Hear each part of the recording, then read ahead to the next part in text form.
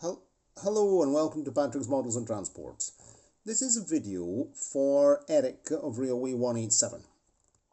If you've watched Eric's channel, his last video is about two British two-axle coaches for his small British layout in 17600 scale. Of course, being British products, they have the large fixed D-rings. They are a Hornby one and a Hornby X-Triang. The Hornby one has got the fixed plastic D-ring, and the older Triang mod design model made by Hornby has got the metal D-ring coupler. So the whole point is how can we remove those and adapt European style couplings? Or, and here I wish to also thank CZ350 Turner, the European couplers are called Bemo type. Okay. I also refer to my older video called The Work of an Unknown French Craftsman. So Jouef box vans and the 040TAs. I presented some of these wagons in another video, and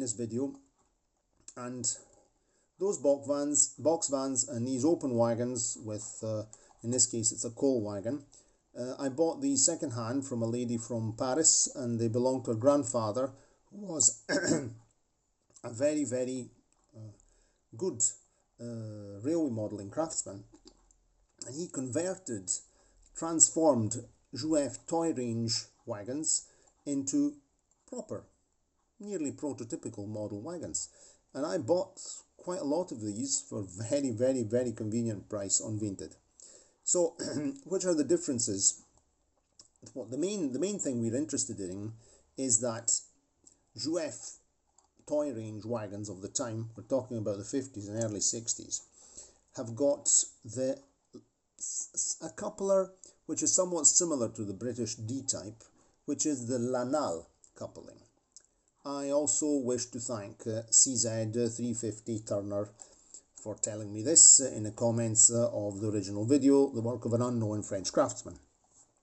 Excuse me, I should have had a glass of water here, I'm suffocating myself, throat's dry. And so in the original Lanal couplings are plastic, and they're an integral part of the chassis, and they were fitted here, you see, right there. So the previous owner, the French craftsman, cut them off, and then he fitted these European or Bemo style couplings directly to the wagon using a threaded screw and a bolt, a slot head bolt, and 4 nuts, counter tightened, and 2 washers to guarantee a good swiveling effect. They're also held together by the spring. Another change that he made, the original wagon, there were wheels with deeper flanges and that sat directly into these plastic axle boxes. In this case, he fitted completely new axle boxes made of metal, of tin here. I think it's brass plate, very thin brass plate, which is held in position by a screw there under the axle. And now I'll remove the coal load and show you how it's made at the other side. So that just pops out. There we go. And here we can see the 2 screws. These are the 2 brass nuts of the other screws that hold the axle boxes in position. And he fitted also these aluminium Jouef wheels, which are definitely better than original plastic ones with the metal axles. And so this is the general idea, what I could do to convert a British D-ring coupling item rolling stock to European fixed couplings without using NEM pockets. Of course, Eric, you could use smaller screws, smaller bolts, smaller nuts, smaller washers to make everything. This is pretty large stuff. This is Märklin style coupling by the look of it. And you could make something more miniaturized so that it's less bulky.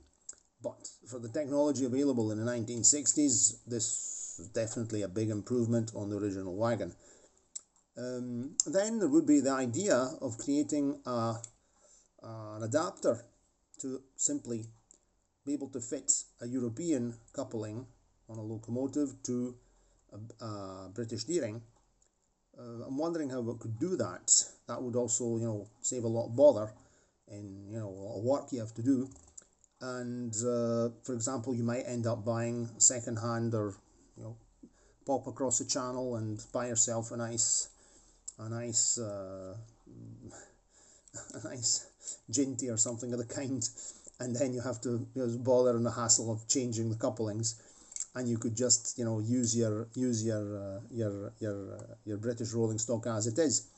So that's something I'd like to look into. I haven't got any British Deering 00 scale stock in my collection at the moment, but I could look something up, something very, very cheap, just for the sake of having a go at it, and thinking to see what we could do, to make an adapter, a very, very simple adapter, because that would be an idea. Anyway, that's that. Let me know what you think about this or what your ideas are, and I'll be tagging both Railway 187 and even CZ the 350 Turner, who has the merit of having explained, and in the original video, the work of an unknown French craftsman. CZ 350 Turner also explained about the Lanal type couplings, so he gave lots of information that I ignored, and so I still wish to thank him for this. Very well, let us know. If you like the video, give it a like, click the subscription button and the notification bell and whatever you want. Anyway, apart from that, just let me know what you say about this. Cheerio and see you next time.